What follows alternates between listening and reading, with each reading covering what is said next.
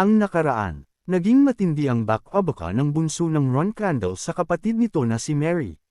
Talagang parang gustong patayin ni Mary si Jean sa mga ginagawa nito, pero alam niya na hindi basta-basta mamamatay ang ating bida, gusto lang talaga nito makita kung gaano kalakas ang ating bida. Pagpapatuloy, matapos ang labanan-laban sa ikapitong dibisyon, kumalat sa buong mundo ang balita tungkol sa opisyal na pagkakatalaga kay Jean bilang isang flag bearer. Upang ipagdiwang ito, napakaraming pangkat at organisasyon ang nagpadala ng mga kinatawan sa pamilyang Ron Crandall, umaasang personal nilang mababati ang ating bida. Ngunit magalang na tinanggihan ng ating bida ang karamihan sa kanila. 5 pangkat lamang ang personal niyang tinanggap, kabilang ang kaharian ng Delki at ang banal na kaharian. Sa lahat ng mga ito, ang pagbisita ng banal na hari na si Lani ay itinuturing na napakahalaga ng pamilya, kaya't maging si Rosa, ang pinuno ng sangay ng pamilya, ay personal na lumabas upang salubungin siya. Gayunpaman, matapos lamang magpalitan ng formal na pagbati kay Rosa, agad na nagtungo si Lani upang hanapin ang ating bida. Malinaw na wala siyang balak magsayang ng oras sa mga hindi kailangang formalidad. Nang makita ni Lani ang ating bida, nagulat siya sa kalagayan nito at kung paano ito nasugatan ng ganoon. Hindi niya napigil ang sumimangot nang makita ang mga sugat ng ating bida. Ngunit simpleng sinabi ng ating bida na nakipaglaban lamang siya sa kanyang kapatid at humingi siya ng paumanhin dahil ganoon ang kanyang itsura nang makita siya ni Lani. Nang marinig iyon, ngumiti si Lani at sinabi niyang usapin naman iyon ng pamilya at natutuwa siyang walang nangyaring malubha. Pagkatapos sabihin iyon, umupo siya sa sofa sa tapat ng ating bida. Sinabi rin niya na kapag silang dalawa lamang ang magkasama, hindi na nila kailangang maging ganoon kapormal. Nalulungkot daw siya kapag tinatrato siya ng ating bida na parang isang opisyal na panauhin lamang. Pagkatapos ay sinabi ni Lani na mahigit 1 taon na ang nakalipas, ngunit hindi pa rin ganap na nakababangon ang banal na kaharian mula sa kaguluhan. Gayunpaman, nang kumalat ang balitang ligtas na nakabalik si Sir Jean, unti-unting nabubuhay muli ang sigla ng mga mamamayan. Pagod na sila sa matagal na panahon ng pagkakahiwalay at paghihirap, ngunit nagsisimula na silang magkaroon muli ng pag-asa. Nang marinig iyon, sinabi ng ating bida na mabuti naman iyon. Naunawaan niyang mas malaki pala ang naging epekto ng kanyang ligtas na pagbabalik sa mga tao ng banal na kaharian kaysa sa inaasahan niya. Ngumiti si Lani at sinabi na dahil dito, simula sa araw na iyon, bubuksan nila ang kanilang mga pintuan para sa Hofester. Magpapadala rin sila ng 500 banal na mandirigma upang tulungan ang mga inosinteng taong nagdusa dahil sa mga gawaing terorista ng mga ekstremista ng Zippel. Iyon ang Reg Along dinala niya para kay Jean. Nang marinig iyon, ngumiti rin ang ating bida. Ngunit sinabi mismo ni Lani na magulo pa rin ang sitwasyon sa banal na kaharian, kaya hindi niya dapat masyadong pilitin ang sarili habang hirap pa rin ang kaharian na makabangon. Direktang tumingin si Lani sa mga mata ng ating bida at sinabi niyang kaya nilang harapin iyon. Hindi raw magiging problema ang pagpapadala ng mga banal na mandirigma. Sa halip, hiniling niya kay Jean na siya naman ang magbigay ng pondong kailangan upang mapatakbo ang banal na kaharian. Nang marinig iyon, naunawaan ng ating bida na tama ang kanyang hinala.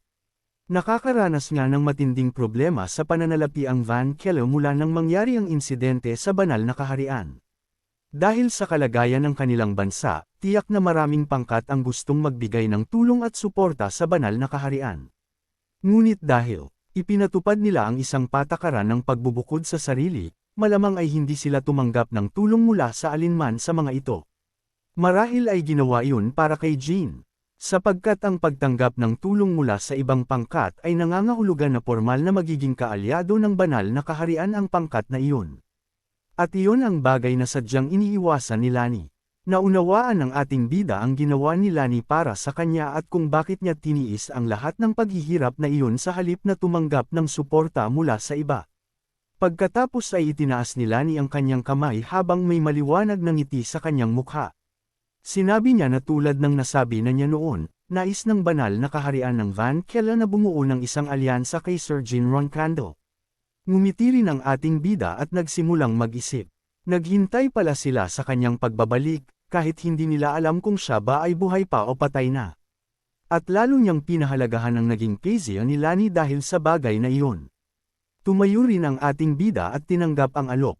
Habang nagkakamayan sila, sinabi ng ating bida na siya, ang ating bida Ron Candle, ang magiging pinakamatatag na taga-suporta ng banal na kaharian. Ngunit sinabi rin ng ating bida na siyempre, hindi sapat ang pondong natatanggap niya bilang ika-12 flag bearer ng pamilya upang lubusang masuportahan ang banal na kaharian. Gayunpaman, nagkataon lamang na kamakailan ay nakahanap siya ng isang napakalaking mapagkukunan ng pondo. Pagkatapos ay ipinakita ang mga pangyayari noong panahong iyon. May isang taong nagtanong kay Jean kung kilala niya ang isang miyembro ng tribo ng Gintong Dila na nagngangalang Pang. Nagulat ang ating bida nang bigla niyang marinig ang pangalang iyon. Sinabi niyang kilala niya ito at si Pang ang nagbalik kay Brad Amante sa pamilya. Sinabi ng lalaking nakaupo sa harap niya na tama iyon. Pagkatapos ay sinabi niyang kamakailan lamang, ang Golden Pang Trading Company na pinamumunuan ni Pang ay nalampasan ang pamilyang Bill at naging pinakamayamang pamilya sa kaharian ng Zon sa loob lamang ng isang taon. Sinabi niyang hindi rin niya halos mapaniwalaan iyon. Ang lalaking iyon ay si Sember Bill, ang kinatawan ng pamilyang Bill. Sinabi niya na hindi kapanipaniwala ang paraan ng pag-invest ni Pang ng perang natanggap nito mula sa mga Ron Candle sa iba't ibang negosyo. Lahat ng negosyong hinawakan ni Pang ay naging isang malaking tagumpay. Nang marinig iyon, napangiti lamang ang ating bida ng medyo alanganin. Sumagi sa kanyang isipan ang mukha ni Pang. Iniisip ng ating bida na inaasahan naman niyang yayaman si Pang, ngunit hindi niya inakalang aabot ito sa ganoong antas. Idinagdag pa ni Sember Bill na sinabi raw ni Pang na kung sakaling makita niya ang ating bida, sabihin niyang handa na ang negosyo at ang kailangan na lamang gawin ng ating bida ay pumunta roon. Iyon ang mensaheng iniwan ni Pang at ipinakiusap niyang iparating ni Sember Bill kay Jean. Idinagdag pa ni Sember na mukhang handang angkinan ni Pang ang lahat ng kayamanan sa Hofester kung makikita lamang niya ang batang kamahalan na ang ating bida. Ngumiti ang ating bida at sinabi kay Sember na sabihin kay Pang na naiintindihan niya. Naiisip na niya kung gaano karaming pera ang nagawa ng ipon ni Pang sa loob lamang ng maikling panahon. Sa kasalukuyan, nagtataka sila ni kung bakit bigla na lamang natahimik ang ating bida. Sinabi niyang hindi niya alam kung anong napakalaking mapagkukunan ng pondo ang natagpuan ng ating bida at kung bakit napapangiti siya ng ganoon. Pagkatapos ay hinawakan ni Lani ang kamay ng ating bida at sinabing inaabangan niya ang bagay na iyon. Sinabi rin niyang hindi na niya kailangang tukuyin kung magkano mismo ang dapat ibigay na suporta ng ating bida, dahil malalapit na. Magkaibigan naman sila. Ngumiti ang ating bida at sinabing naging medyo tuso na si Lani mula nang maging banal na hari ito. Ngunit sinabi rin niyang gagawin niya ang kanyang makakaya upang bigyan siya ng malaking suporta.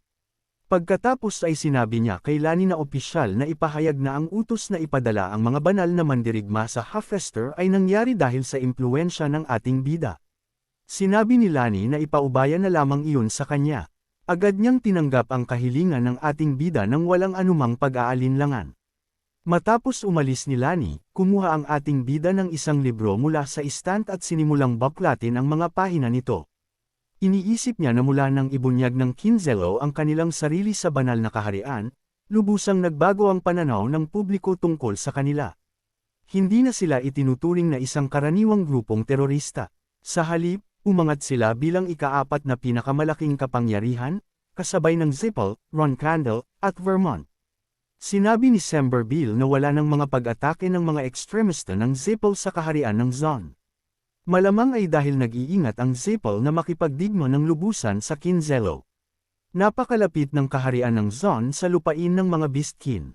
Kung madadami sa isang pag-atake ang lupain ng White Wolf Clan, na kabilang sa Kinzelo, tiyak na magiging mas malaki ang problema at magiging mas mahirap kontrolin ang sitwasyon.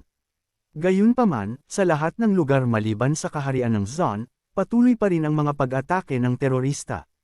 Napaisip ang ating bida. Hindi ba malinaw na ang Zippel mismo ang siyang nagbibigay ng utos sa mga ekstremistang iyon? Tahimik na nakatayo ang ating bida habang may malalim siyang iniisip. Sa sandaling iyon, dumating si Gili. Nang makita ni Gili ang ating bida na ganoon, napaisip siya. Hanggang sa araw na iyon, dapat ay tumatanggap lamang siya ng mga liham at paanyaya ng pagbati para sa batang kamahalan. Ngunit hating gabi na, at wala pa ring anumang balita mula sa sarili niyang pamilya. Mabigat ang kanyang kalooban. Natatakot siyang baka napahiya niya ang pangalan ng batang kamahalan dahil nabigo ang kanyang pamilya na magpakita ng nararapat na paggalang. Habang tahimik na nakatayo si Gilly, bigla namang napansin ng ating bida ang kanyang presensya. Pagkatapos ay yumuko si Gilly at humingi ng paumanhin kay Jean. Nagulat ang ating bida nang makita siyang ganoon at tinanong kung bakit siya humihingi ng paumanhin. Sinabi ni Gilly na walang galang ang kanyang pamilya kay Jean. At dahil hindi nagpadala ang pamilyang McLaren ng liham o kinatawan, iniisip niyang marahil ay dahil iyon sa kanya. Pagkatapos ay ipinakita ang nakaraan ni Gilly. Ang kanyang buong pangalan ay Gilly McLaren. Isa siyang ampon na anak ng pamilyang McLaren. Gayunpaman, mas malaki ang kanyang talento kaysa sa sinuman sa pamilya. Napakalaki ng kanyang talento kaya sinasabing yumunig ito sa mismong pundasyon ng kanilang sistema ng pagmamana. Ang kanyang pag-iral ay naging isang posibleng banta sa matagal ng kaayusan ng pamilya.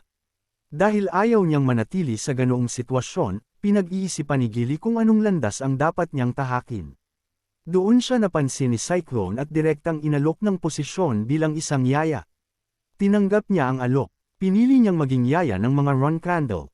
Kung magiging yaya siya ng pinakadakilang pamilya, maiaangat niya ang dangal ng pangalang McLaren.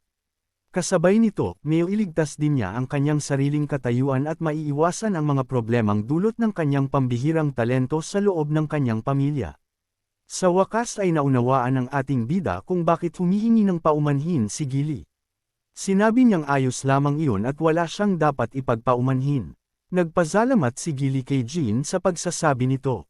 Kahit mahirap, pag-usapan ang mga bagay tungkol sa pamilya, patuloy pa rin siyang panyanitag ng ating bida at hindi siya sinisi. Sinabi ng ating bida na kung ang pamilyang McLaren ay nagbibigay sa kanya ng anumang problema hanggang ngayon, hindi lamang siya manunood at walang gagawin. Ang hindi pagpapadala ng isang kinatawan ay hindi naman isang problema. Sinabi niyang huwag mag-alala si Gilly at hindi siya magkikimkam ng anumang galit laban sa pamilyang McLaren dahil lamang sa bagay na iyon. Biglang niyakap ni Moroccan ang binti ng ating bida at sinabing tama iyon. Walang ginawang mali si Gilly. Ngunit kahit pagkatapos noon, sinabi pa rin ni Gilly na nahihiya siya at nagpasalamat siya sa pangunawan ng ating bida. Hindi pa rin niya lubusang maalis ang pagkakasala at hiya na nararamdaman niya kay Jean at sa pamilya. Iniisip ng ating bida na kung ganoon, isa na lamang ang pamilyang hindi pa nagpapadala ng kinatawan. At ayon sa kanyang mga alaala mula sa kanyang nakaraang buhay, ito ang pamilyang dapat sana niyang makuha bilang kakampi sa panahong ito. Ito ang isa sa mga pinakahinamak at pinakahinang pamilya sa Hofstadter, ang pamilyang Volta. Doon nakatira ang direktang inapo ni Pico Minche, ang pinakadakilang panday sa kasaysayan ng kontinente. Si Pico Minche ang gumawa ng Barry Seda at Brad Amante, mga sandatang naging alamat sa kanilang sariling karapatan. Ang taong nakatira roon ay ang direktang inapo ni Pico Minche. Pagkalipas ng ilang taon, biglang bababa sa kanya ang Diyos ng Pandayan. At siya ang magiging pinakamahalagang tao sa paggawa ng mga sandatang nanaisin ng bawat makapangyarihang pangkat. Dahil dito, habang wala pang may pakialam sa kanya at wala pang nakakaalam sa kanyang pag-iral, personal na inimbitahan ng ating bida ang pamilyang Volta. Ngunit hindi sila nagpadala ng kahit isang kinatawan. Wala rin silang ipinadalang kahit isang salita o mensahe. Napaisip ang ating bida, posible kayang mayroon ng tao sa Ron Crandall na nakakaalam tungkol sa pamilyang Volta. Maging sa kanyang nakaraang buhay, may isang tao sa pamilya na nakakuha sa panday na iyon bilang kakampi matapos bumaba sa kanya ang Diyos ng Pandayan. Iisa lamang ang taong sumagi sa isip ng ating bida, ang kanyang panganay na kapatid. Iniisip niyang malamang na ito nga ang gumawa noon. Ngunit hindi pa dapat malalaman ang katotohanan iyon sa loob ng 4 o 5 taon. At kahit may nagbago man sa mga pangyayari, napakabilis pa rin para mangyari na agad ang ganoong bagay. Sa susunod na tagpo, isang napabayaang baryo ang nilalamon ng apoy. Nag-aapoy ang paligid at halos lahat ay nasusunog. Ito ang teritoryo ng Volta, isang kanayunang lugar sa katimugang bahagi ng kaharian ng Seren. May mga taong umaatake sa mga taga-nayon at sinusunog ang lahat ng bahay. Lalong nag-ulo ang buong baryo habang kumakalat ang apoy mula sa isang gusali patungo sa iba. Mukhang mga tulisan ang mga ito. Kinaladkad nila ang mga babae habang sinasabing kung wala silang anumang mahalagang bagay, kailangan nilang magbayad gamit ang kanilang mga katawan. May isang taong nakaupo sa isang sulok, nanginginig sa takot at nagtatago mula sa lahat ng nangyayari. Desperado siyang huwag mapansin, ngunit hindi nagtagal, natuklasan din siya. Isang napakalaking lalaki ang lumitaw sa harap niya at nagtanong kung may maliit bang daga na nagtatago roon. Nang makita ng taong nagtatago ang napakalaking figure sa kanyang harapan, labis siyang natakot kaya hindi siya makapagsalita kahit isang salita. Nanigas ang kanyang katawan sa takot habang nakatayo ang higanting lalaki sa kanyang harapan. Samantala, mabilis na pumunta ang ating bida sa direksyong iyon. Iniisip niyang baka may nangyaring masama habang abala ang lahat sa kani-kanilang mga gawain. Hindi niya alam na sa mismong sandaling iyon, may isang malaking trahedya nang nagaganap sa teritoryo ng Volta. Habang mabilis na nagtungo ang ating bida sa teritoryo ng angkan ng Volta, si Dante ay nagtungo naman sa lugar ng ating bida. Jean, andito ako, nakakalungkot ang buhay kapag naiisip kong patay ka, sigaw nito. Kaya lang sa lugar na ito, isang kwago lang ang naririto, walang ibang sumasagot kay Dante, para bang naging abandonadong lugar na ito sa katahimikan. Maabutin kaya ng ating bida ang blacksmith na kailangan niya, o mauunahan na naman siya ng kanyang kuya. Abangan!